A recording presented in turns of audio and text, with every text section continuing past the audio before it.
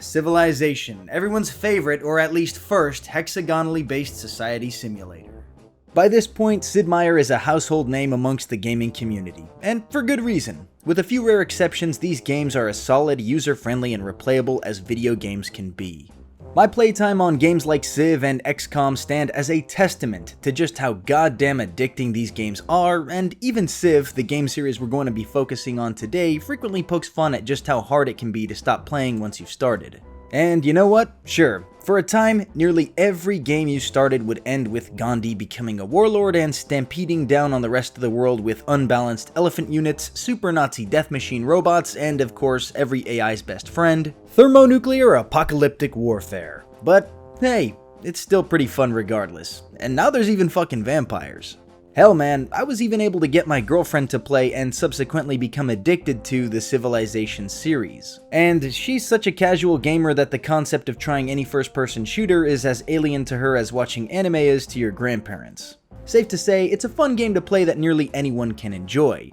So this is the point in the video where if you know me, you're probably waiting for me to ask that age-old question. What makes Civilization so good? But no. I just can't say that Civilization, as we know it, is good.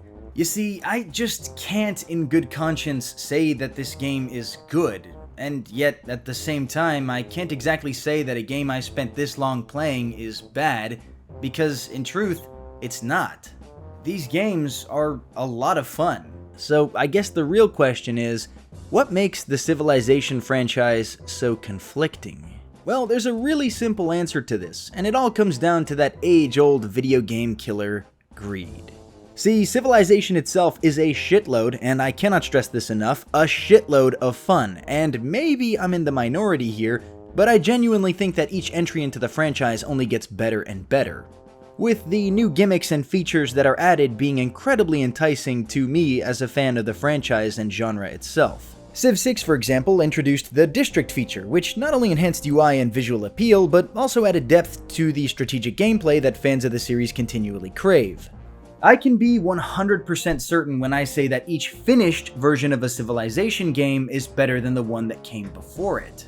But herein arises our problem, because when exactly can one know when a Civ game is actually finished?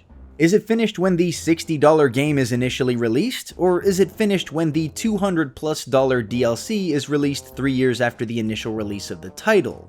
Or maybe it's finished when the goddamn Civilization Battle Pass is fully released over 5 goddamn years after launch. See, the gaming community likes to give EA and Ubisoft a lot of shit for their shameless monetization practices, and sure, EA and Ubisoft deserve all the hate and disdain that their little shenanigans breed. But if I'm being honest with you, Sid Meier and his merry band of highwaymen are some of the worst offenders in the history of modern gaming. As a longtime fan who still to this day continually falls for their money-grubbing tactics, I can't help but feel conflicted.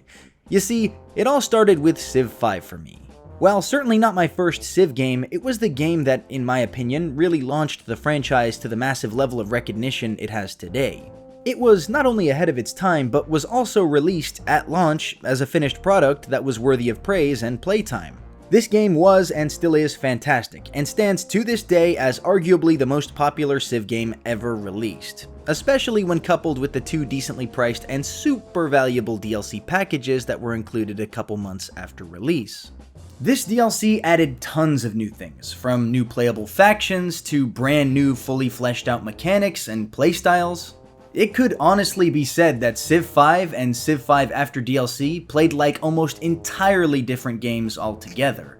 At a complete cost of $150, Civ 5's complete experience was not cheap, but it was well worth the cost to fans of the genre and fans of video games in general. Look at it this way, for $120 you were getting a game that you were probably going to play for longer than most other games and bundles of the like, so yeah, the price was justifiable.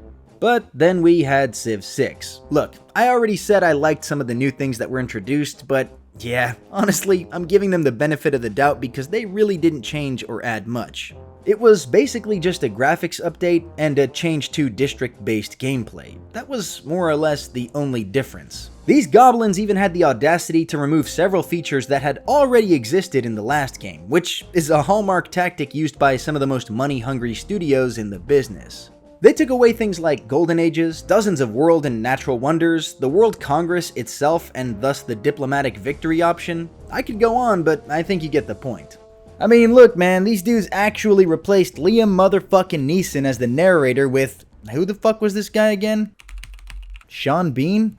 Damn, okay, yeah, I can admit, that's still really fucking cool.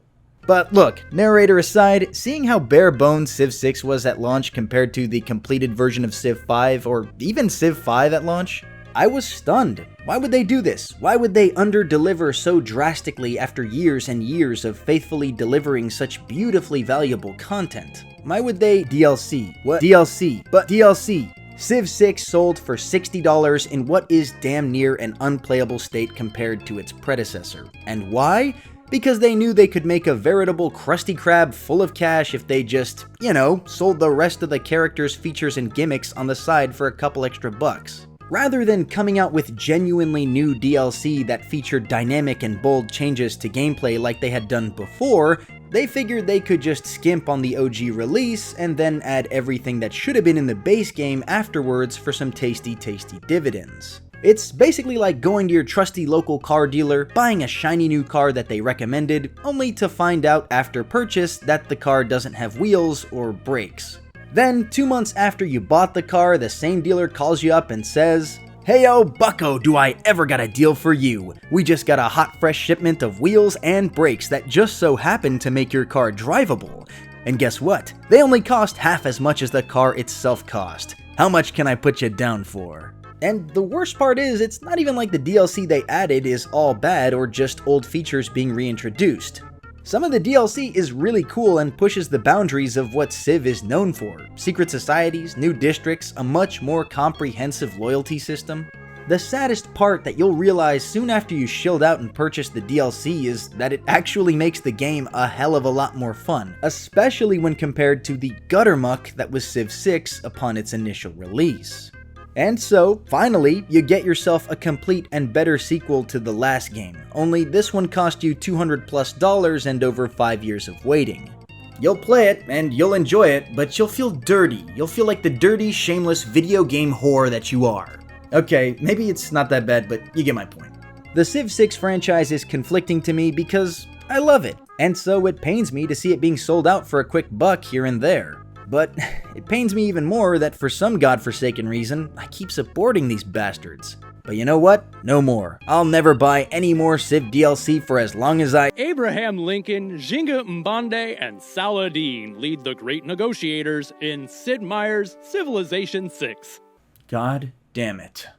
How about you? Have you ever played the Civ franchise? If so, what did you think about Civ 6? Kinda funny how every single review platform for Civ 6 is overwhelmingly lukewarm.